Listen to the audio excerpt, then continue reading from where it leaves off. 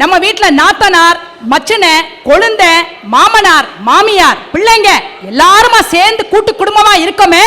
அந்த கூட்டு குடும்பம் வந்து எப்படி செய்யணும்னா, அவங்கவங்க கடமையை ஒவ்வொருத்தரும் பிரதிபலன் பார்க்காமல் செய்யக்கூடியதுதான் அந்த கடமை. அது மட்டும் முக்கியம் இல்ல, நல்ல பழக்க வழக்கங்கள் ஒவ்வொருத்தருக்கும் அவசியம். வீட்டுக்கு வந்தவங்களை வாங்கன்னு கூப்பிட சொல்லி கொடுத்துருக்கோமா இன்னைக்கு பிள்ளைங்களுக்கு? இல்லையே.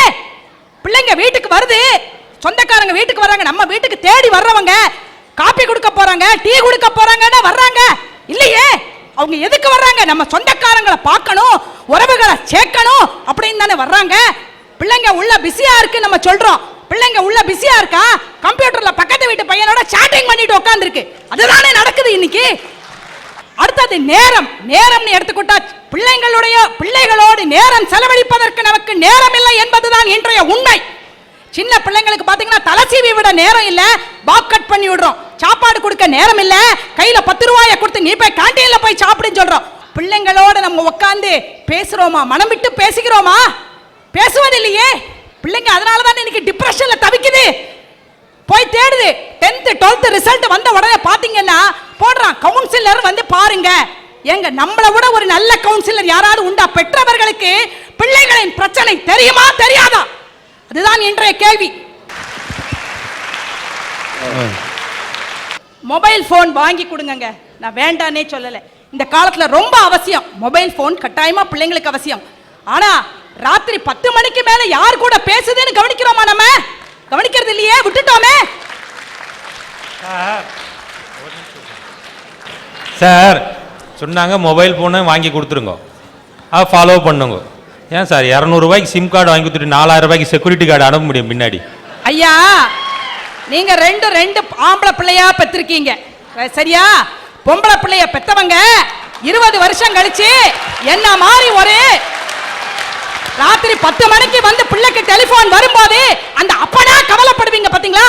அப்பதான் உங்களுக்கு தெரியாது என்ன பிரச்சனைங்கிறது. பொம்பளை பிள்ளைங்களுக்கு சமையல் சொல்லி கொடுக்கிறோமா? கல்யாணம் ஆகி போற பிள்ளைங்களுக்கு சமையல் சொல்லி கொடுக்கிறோமா? ஆண் பெண் 2 பேரையும் எடுத்துக்கிடும், ஒருத்தருக்குமே சொல்லி கொடுக்கறதில்ல. வெளிநாட்டுல போய் அவன் திண்டாடுறான், எனக்கு ஒண்ணுமே தெரியல, தன்னுடைய துணியை துவைக்க தனக்கு தெரியவில்லை. இன்றைய உண்மை அதுதான். எத்தனை வீட்டுல நீங்க கேட்டு பாருங்க, இங்க வந்திருக்கிற கூட்டத்துல யாராவது பொம்பளை பிள்ளைங்க 15 வயசுக்கு மேல உள்ள பிள்ளைங்க தானா துணி துவைக்குதா? கிடையாது. அம்மா செய்யறோம், நம்ம செஞ்சுக்கா எல்லா விஷயத்திலையும் தப்ப நம்ம பண்ணிட்டு இளைய சமுதாயத்தை சாடுகிறோமே. சபாஸ், சரியான. இது வந்து ஒரு அற்புதமான ஒரு விழிப்புணர்வு. ஏன்னா வாஷிங் மிஷின் வந்துருச்சு, மிக்சி வந்துருச்சு, இதே மாதிரிலாம் விஞ்ஞான வளர்ச்சி வந்தவுடன் அந்த வாஷிங் மிஷின்ல கூட ஒரு துணியை எப்படி துவைக்க வேண்டும் என்று குழந்தைகளுக்கு கற்றுக் கொடுக்காமல் இருப்பது பெற்றவர்களின் தவறு. அருமையான கருத்து, பேசுங்க. சரி, பெற்றோர்கள் எல்லாம் நம்ம சொல்லியாச்சுங்க, எல்லாம் நீங்க செய்ய வேண்டிய கடமையெல்லாம் சொல்லிட்டீங்க. குழந்தைகளே, உங்களுக்கு ஒண்ணுமே கடமை இல்லையா? திருப்பி கேட்கலாம் நீங்க. குழந்தைகளுக்கும் இருக்கு. என்ன நாங்க என்ன கேட்கிறோம்? உங்களை நல்லா படிக்க வச்சு எல்லாம் பண்ணி செஞ்சாச்சுங்க. நீ வட்டியும் முதலமா எனக்கு பணத்தை திருப்பி கொடு நான் கேட்கிறோம் இல்லையே. அன்பு, ஆதரவு, ஒரு முக்கியத்துவம் இன்றைய சமுதாயத்தில் நான் சொல்றேன். நல்லா படிச்சவங்க, வேலைக்கு போகப்பட்டவங்க யாராவது வந்து பெற்றோர்களை நல்ல இடத்துல நம்ம இருக்கும்போது அறிமுகப்படுத்த தயங்குகிறோம். அதுதான் இன்னைக்கு உண்மை. நடக்குதா இல்லையா உலகத்துல? பாரதி ராஜா சாரை எல்லாருக்குமே நல்லா தெரியுங்க. அவருக்கு கருத்தம்மாங்கிற ஒரு படத்துக்கு முதல் ஜனாதிபதி, இந்திய குடிமகன் ஜனாதிபதி கையால அவார்டு கிடைக்கிறது இந்த டெல்லி மாநகரத்துல அவருக்கு ஒரு கிடைச்சது. கிடைச்ச உடனே அவர் என்ன செஞ்சாரு? அவங்க அம்மாவை கூட்டிக்கிட்டு வந்தாரு. அந்த அம்மா கேட்டாங்க, ஏன்பா தம்பி, எனக்கு இங்கிலீஷ் எல்லாம் பேச தெரியாது, தசு புசுன்னு ஹிந்தி எல்லாம் பேச தெரியாது, நீ அங்க கூட்டிகிட்டு போறியே என்ன? நான் எதுக்குப்பா? நாங்க இல்லம்மா நீங்க வாங்க அப்படின்னு கூட்டு போனாரு. முதல் இந்திய குடிமகன் கையால அம்மாவை வந்து அந்த பரிசை வாங்க சொல்லி அந்த பரிசை தன் கையால வாங்கினாரே, அந்த பெற்றவளுக்கு தான் எவ்வளவு பெருமை, அந்த மகனுக்கு தான் எவ்வளவு பெருமை அன்னைக்கு இருந்துச்சா இல்லையா? திருநெல்வேலி எனக்கு ஊரு. இவங்க எங்க மாமியார் மாமனாரோட மாமியார் மாமனாருக்கெல்லாம் வந்து டெல்லி ஊருங்க, ரொம்ப நல்ல மாதிரி அவங்க. நாங்க வந்து அங்கேருந்து வந்தோம். வந்த உடனே கல்யாணம் ஆன புதுசு பாலை அடுப்புல வச்சிருந்தேங்க. பாலை வாங்கிட்டு வந்தோம், 3 லிட்டர் பால் அடுப்புல வச்சிருந்தோம். வீட்டுக்காரர் கூப்பிட்டாரு, கல்யாணம் ஆன புதுசு இல்லையா, அடுப்புல பாலை சிம்ல வச்சுட்டு என்னன்னு கேட்க போனேன். கேட்க போன உடனே பேசிக்கிட்டே இருந்தோம். பால் அடுப்புல வச்சதை மறந்தே போயிட்டேன். சரி, அங்க நம்ம வந்து தப்பு செஞ்சிட்டோம் இல்லையா? 8 மணிக்கு தாங்க ஞாபகமே வந்தது. 6 மணிக்கு வச்ச பால் 8 மணிக்கு தான் ஞாபகம் வந்தது. பால் நல்ல குறுகி போச்சு, ஒரு பாத்திரம் நிறைய வச்ச பால் கால் சட்டியா ஆயிருச்சு. உள்ள போற ஒரே அழுக வருது. ஏன்னா தப்பு செஞ்சுட்டோம்னா நம்ம வந்து அது வந்து கஷ்டமா இருக்குல்ல மனசுக்கு. அப்படியே அழுதுகிட்டு இருக்கேன். எங்க மாமியார் மாமனார் வீட்டுக்காரர் எல்லாரும் வர்றாங்க. என்னம்மா ஆச்சு அப்படின்னு கேட்கறாங்க. உடனே இந்த மாதிரி ஆச்சுமான்னு. அவங்க என்ன செஞ்சாங்க தெரியுமாங்க? அதை கேட்டுட்டு அப்புறம் நீங்க சொல்லுங்க. அவங்க அங்கேருந்து சொன்னாங்க உடனே, ஏமா அந்த சர்க்கரையை எடுத்துக்கிட்டு வா, அந்த பால்ல போட்டு நீ கிண்டு, இன்னைக்கு திரட்டி பாலா செஞ்சு சாப்பிடுவோம், ரொம்ப நாள் ஆச்சு, ஆனா நாளைக்கு பாலை வாங்கி நம்ம காப்பியை சாப்பிட்டுக்கலாம்னு சொன்னாங்க. ஒரு புது மருமக அவங்க கேட்டிருந்திருக்கலாம், இன்னைக்கு உங்க அம்மா என்னத்த சொல்லி கொடுத்தா அப்படின்னு கேட்டிருந்திருக்கலாம். சின்ன வயது, எனக்கும் சின்ன வயது, ஆனால் அவங்களுடைய பெருந்தன்மை, அந்த கடமையை தாங்க இன்னைக்கு நம்ம ஞாபகம் வச்சுக்கிட்டு உட்காந்துருக்கோம். மாமியார் மாமனார பெத்தவங்களா நேரம் சொல்லுவாங்க, ஆனா நான் அப்படி நினைக்கலங்க, என் குழந்தையா நினைச்சேன். அவங்களுக்கு வந்து கனகாபிஷேகம் பண்ணி பார்க்கணும்னு நாங்க ஆசைப்பட்டோம். கனகாபிஷேகம் அப்படின்னா பார்வதி பரமேஸ்வரர் வந்து மேல கல்யாணம் செய்யும் போது நம்மளால பார்த்து அதை ரசிக்க முடியாது. அதனால பெரியவங்களை வந்து 2 பேரும் தம்பதிகளாக இருந்து அவர்களிடம் ஆசீர்வாதம் வாங்குவது என்பது ஒரு பெரிய வந்து நல்ல விஷயம். ஒரே வாரத்துக்குள்ள போன் பண்ண வேண்டியவங்களுக்கு அத்தனை பேருக்கும் போன் பண்ணி மண்டபம் எடுத்து இந்த சங்கர மடத்துல வசந்த் விகாரம் நடத்தி அத்தனை பேரையும் கூப்பிட்டு திருவிழா போல் கொண்டாடினோம் நாங்க. நம்ம பெரியவங்களை வேண்டாம் வேண்டாம் சொல்றோமே, கணவன் மனைவி தனி கொடுத்தனம் பண்ணிக்கிறோமே, அவங்களுக்கு என்னங்க தெரியும்? மார்ல பால் கட்டிக்கிருச்சுன்னா என்ன செய்யணும் தெரியுமா அவங்களுக்கு? தண்ணியில வந்து வெந்நீரை ஊத்தி ஒரு துணியை வச்சு நல்லா அந்தாக்கல அமைக்கி பாதி பாலை வெளியில நீ எடுத்து விடு, அப்புறம் பிள்ளைக்கு கொடு, உனக்கு சரியாகும்னு சொல்லி தர்றாங்களே, அந்த பெற்றோர்கள் நம்ம கூட வச்சுக்கிட வேண்டாமா? ஏன் நம்ம அவங்களை அசிங்கம் பார்க்கிறோம்? தனித்தனி தீவுகளாக நம்ம இருப்பதால் தான் இன்று நாமே குனிந்து கொள்கிறோம், நாமே நமஸ்காரம் பண்ணி கொள்கிறோம், நாமே அச்சதையும் போட்டுக் கொள்கிறோம். அந்த அம்மா சொல்லும் போது 80 வயதையும் கடந்து வாழக்கூடிய அவருடைய மாமனார் மாமியார் மீது இவ்வளவு பற்றையும் பாசத்தையும் வைத்திருக்கக்கூடிய அந்த குடும்பத்தை நான் மனதார வாழ்த்துகிறேன். இந்திய கலாச்சாரத்தில் கூட்டு குடும்பங்களும் இருப்பது நம்முடைய கலாச்சார பெருமை என்ற அடிப்படையிலே அவர்களை நான் மேடைக்கு அழைக்கிறேன்.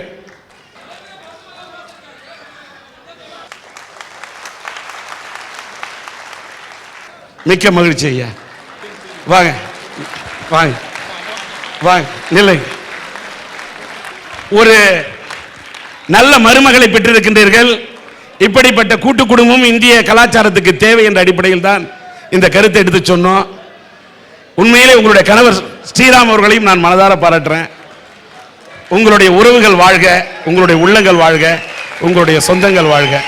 மிக்க மகிழ்ச்சி ஐயா. நன்றி ஐயா. வலிமைங்கிறது பலசாலி ஏமாலிய அடிக்கிறதோ, இருக்கிறவன் இல்லாதவனை கேலி பண்றதோ, படிச்சவன் பாமரனை பரிதாம பாக்குறதோ வலிமை இல்லைங்கய்யா. இயலாத ஒருத்தனுக்கு இல்லைன்னு சொல்லாம கொடுத்து உதவுற தர்மம் தாங்க உண்மையான வலிமையாகும். ஐயா, ராணுவத்துல வலிமை அமெரிக்கா, தொழில்நுட்பத்திலே வலிமை ஜப்பான், எண்ணெய் வளத்திலே வலிமை அரபு நாடு, காவல்துறையிலே வலிமை ஸ்காட்லாந்து. ஆனா இந்தியா எதுக்கு வலிமை தெரியுமாங்கய்யா? கலாச்சாரத்திலையும் பண்பாட்டிலையும் தாங்க இந்தியா வலிமையான நாடு. இந்த மண்ணின் கலாச்சாரத்தை பற்றி பேசினார். இந்த பெண்ணை நான் பார்க்கின்றேன், இதய கனத்தோடு சொல்லுகின்றேன், பார்வையற்ற ஒரு பெண், கண்ணை பார்க்கவில்லை, ஆனால் இந்த மண்ணை பார்க்கிறார். தாம்பத்தியம்னா என்னங்க? தாம் பிளஸ் பத்தியம், தாம்பத்தியம்னா சத்தியம்ங்க. ஒருத்தனுக்கு ஒருத்திங்கிற அந்த உறவு நம்ம இந்திய நாட்டில் மட்டும்தாங்க இருக்குது. வேற எந்த நாட்டிலுமே கிடையாது. குடும்பத்தை எடுத்துக்கிறங்க. குடும்பம்னா என்னங்க? கொடு பிளஸ் இன்பம், குடும்பம். இன்னைக்கு கணவன் மனைவிக்கும், மனைவி கணவனுக்கும், பெற்றோர்கள் பிள்ளைகளுக்கும், பிள்ளைகள் பெற்றோருக்கும் கொடுக்கிற அந்த இன்பம் இருக்குது.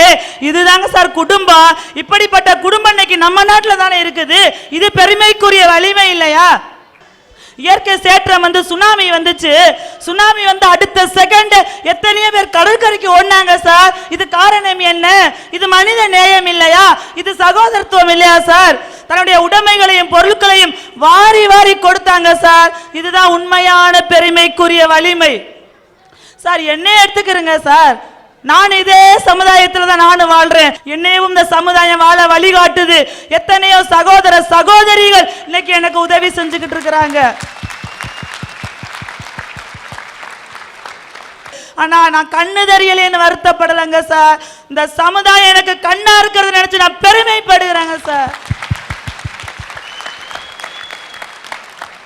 சார், என்னுடைய வாழ்க்கையில நடந்த நான் உண்மை சம்பவத்தை இன்னைக்கு நான் உங்க மத்தியில சொல்றேங்க சார். சொல்லுங்க. எனக்கும் கண்ணு தெரியாது, என் கூட பிறந்த 2 அக்காங்களுக்கும் கண்ணு தெரியாதுங்க சார். இந்த கொடுமைகளையா பாக்குறதுன்னு என்னமோ தெரியல. எங்க அம்மா என்னை சின்ன பிள்ளையில விட்டுட்டு இறந்து போயிட்டாங்க சார். எங்க அப்பா தன்னுடைய பிள்ளைகளுக்கெல்லாம் கண்ணு தெரியலேன்னு வருத்தப்பட்டாங்களே தவிர வழிகாட்டலங்க சார். எப்படியோ கஷ்டப்பட்டு எங்க அக்காவை கல்யாணம்னு ஒன்று பண்ணி வச்சாங்க. என்ன பாவமோ என்ன சாவமோ தெரியலங்க சார். எங்க அக்காவுக்கு 1 குழந்தை இல்லை, 2 குழந்தை இல்லை, 3 குழந்தை பிறந்ததுங்க சார். அந்த 3 குழந்தைங்களுக்குமே கண்ணு தெரியாதுங்க சார். எனக்கு திருமணம்னு ஒன்று நடந்தது சார். சொல்லுவாங்க பட்டகாலிலே படும் கெட்டக்கூடியே கெடுன்னு சொல்லிவிட்டு, அது வேற யாருக்குமே சொல்லலைங்க சார், எனக்கு தான் சொல்லியிருக்காங்கன்னு நான் நினைக்கிறேன். எனக்கு கல்யாணம் ஆன 1 வருடத்தில் எனக்கு ஒரு பொம்பளை பிள்ளை பிறந்துச்சுங்க சார். என்னுடைய கணவர் பிறந்த மறு மாசம் என் கணவர் மூளைக்காய்ச்சல் இறந்து போயிட்டாங்க. என்னுடைய குழந்தையா கணவர் இறந்து போயிட்டாங்க. என்னுடைய குழந்தையா ஆறுதலா இருக்கேன்னு நினைச்சேன். என்னுடைய மாமனார் மாமியார் சொன்னாங்க, சார் உனக்கே கண்ணு தெரியலையே, நீ இந்த குழந்தைய எப்படி வளர்ப்பேன்னு சொல்லிட்டு நான் பெத்த குழந்தைய என்கிட்ட இருந்து வாங்கிட்டாங்க சார். இது மட்டும் சொல்ல சார், அவங்க நீ போய் பணம் சம்பாரிச்சு நீ மாசம் மாசம் அந்த குழந்தைக்கு பணம் அனுப்பு, நாங்க வளர்க்குறோம் சொன்னாங்க சார். சார் நான் தெரியாம தான் கேட்கிறேன் உங்ககிட்ட, கண்ணு தெரியாம பணம் சம்பாதிக்க தெரிஞ்ச எனக்கு நான் பெத்த குழந்தைய வளர்க்க என்னால முடியாதாங்க சார்? சொல்லுங்க சார் நீங்களே.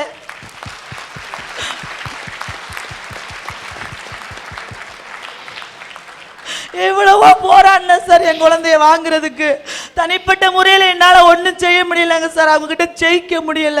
நான் என் குழந்தைய விட்டுட்டு அதோடு நான் வந்துட்டேன் சார். இந்த சூழ்நிலையிலும் இந்த சமுதாயம் என்னை கைவிடல, இந்த என் வாழ்க்கையை வீணா போகல சார். எத்தனையோ பேர் சொன்னீங்களே, இப்ப நம்ம நாட்டில் கலாச்சாரம் இல்லை, நம்ம நாட்டில் பண்பாடு இல்லைன்னு சொல்லிட்டு, இதே இந்திய மண்ணிலை பிறந்த ஒரு இளைஞன் தான் சார் எனக்கு வாழ்க்கை கொடுத்தாரு.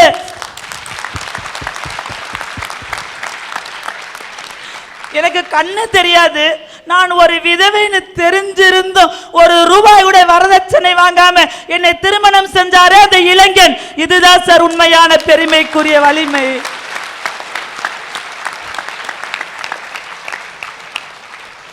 நான் என்ன ஒரு சாதாரண கண்ணு தெரியாதவரை தானே கல்யாணம் பண்ணியிருக்காருன்னு நினைக்கிறீங்களா? அப்படி சாதாரணமா நினைக்கிறதுக்கு அவர் ஒரு கூலி தொழிலாளியும் இல்ல, MBA படித்த பட்டதாரி இளைஞன் இன்னைக்கு என்ன திருமணம் செஞ்சிருக்காரு சார்.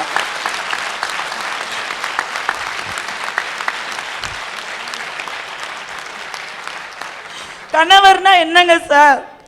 கணவன் பிளஸ் அவர் கணவர்னு சொல்லுவாங்க. என்னுடைய கண்ணையினுடைய கணவர் தாங்க சார். அவர் இன்னைக்கு எனக்கு வலிமையா இருக்கிறாரு. இவரை போன்ற இளைஞர்களால இந்த இந்திய நாட்டுக்கே வலிமைங்க சார்.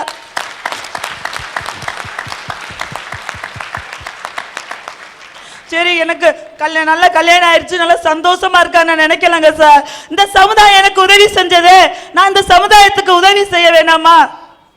இதே டெல்லி தலைநகரத்துல நான் NGO வச்சிருக்கேன் சார். இந்த டெல்லி தலை பிச்சை எடுத்து கொண்டிருந்த குழந்தைகளையும் அனாதை குழந்தைகளையும் இன்னைக்கு நான் வளர்த்து இதே லோதி ரோட்ல உள்ள தமிழ் ஸ்கூல்ல என்னுடைய குழந்தைங்க படிக்கிறாங்க சார்.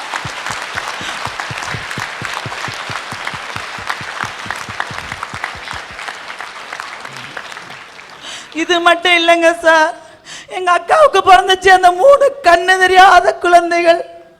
அவங்களை இன்னைக்கு நான் மதுரையில் உள்ள அரசு இசை கல்லூரியில் இசைக்கான பட்டம் படிக்க வச்சிருக்கேன் சார்.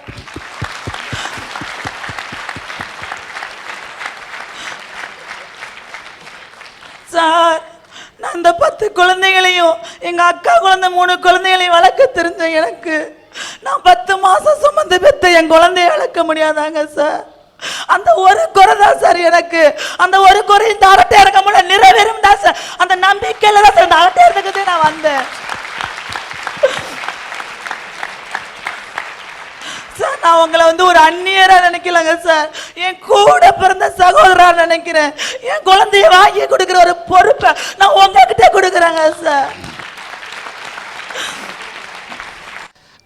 நீங்கள் பெற்றெடுத்த குழந்தைய உங்கள்கிட்டேருந்து உங்களோட மாமனார் மாமியாரும் பிரிச்சிருக்கலாம்.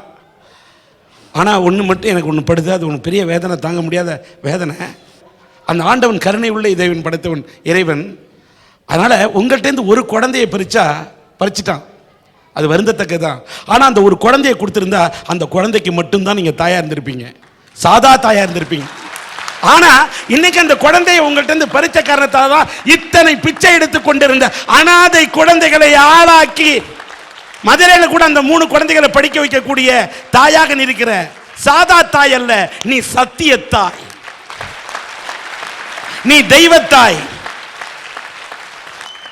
இன்னொன்னு எல்லாத்துக்கும் மேல நீங்க நான் வந்து அந்த மாமியார்கிட்டையும் அவங்கள்ட்டையும் பேசி அதை பெற்றுத்தரக்கணும் என்ன சகோதரன் நினைக்கிற அப்படின்னு என்ன ஒரு அண்ணனா நினைச்சு சொன்னியே.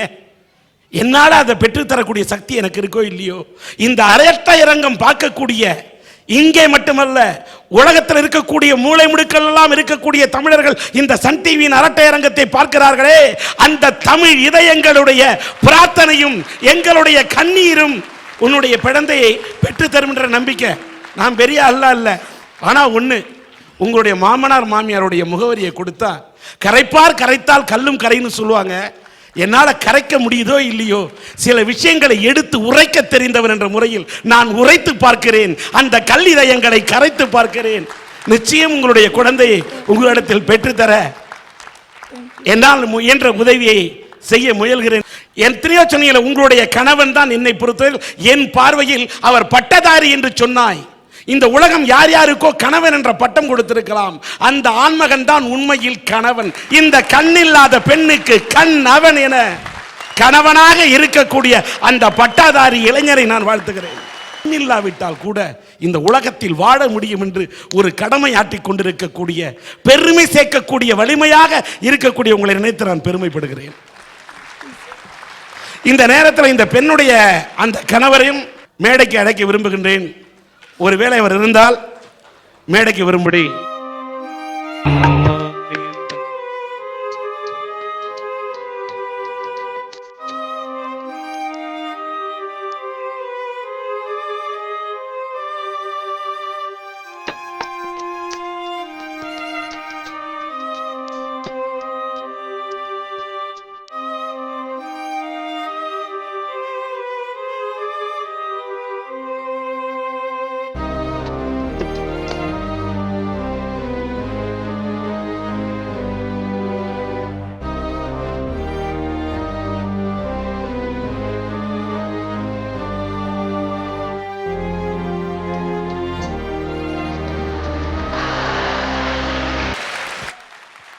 ஏன் செந்தில்குமார மனதார வாழ்த்துறேன்னா, இந்த அரட்டை அரங்கத்தின் மூலம் வாழ்த்துவதன் மூலம்தான் இந்த நாட்டிலே விழிப்புணர்ச்சியை ஏற்படுத்த முடியும்.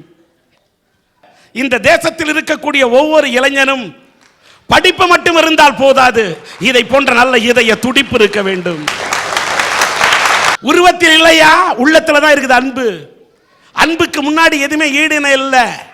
அழகான ஒரு பெண்ணை கல்யாணம் பண்ணிக்கிட்டு அவஸ்தைப்படுறதை விட அழகே இல்லாவிட்டாலும் அன்பான ஒரு பெண்ணோடு வாழ்வதுதான் வாழ்க்கையின் இலக்கணம். ஒரு விதவை பெண்ணை மணக்க வேண்டும் என்பது என்ன சமுதாய புரட்சி, என்ன சீர்திருத்த குணம், என்ன எண்ணம்.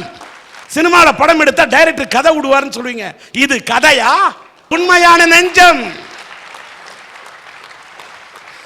இந்த செந்தில்குமாருடைய இதயத்தை நான் மனதார பாராட்டுகிறேன். நம்முடைய கவுன்சிலர் நாகராஜன் அவர்கள் முன்னாடி வந்து 5000 ரூபாயை இவர்களுக்கு வாங்கிக்கமா டெல்லி தமிழ் கல்வி கழகத்தின் சார்பாக இந்த குழந்தைகளை நாங்கள் படிக்க வைக்கிறோம் என்று அவர்கள் மனமுவந்து இங்கே அறிவித்திருக்கிறார்கள். அந்த தமிழ் கல்வி கழகத்தை நான் மனதார பாராட்டுகிறேன். இந்த தூய மனம் இருந்தால் 8 பள்ளி இல்லை, நீங்கள் 10 பள்ளி அல்ல, எத்தனையோ பள்ளிகளை நடத்தி தமிழ் உள்ளங்களை வாழ வைக்கும் பள்ளியாக வாழ்வாங்கு வாழ வேண்டும் என்று அந்த தமிழ் கல்வி கழகத்தை நோக்கி கரம் கூப்பி வணங்குகிறேன். நன்றி, நன்றி. இந்த சில குழந்தைங்கள்லாம் மதர் டங் இந்தி. அந்த மதர் டங் இந்தி பேசக்கூடிய குழந்தைகள் கூட தமிழ் கற்றுக் கொடுத்துருக்காங்க. அந்த பிள்ளைங்கெல்லாம் தமிழ் பேசுதுங்கிற கேட்கும்போது தேசிய ஒருமைப்பாடுக்கு இதை விட ஒரு உதாரணமே இல்லை சார்.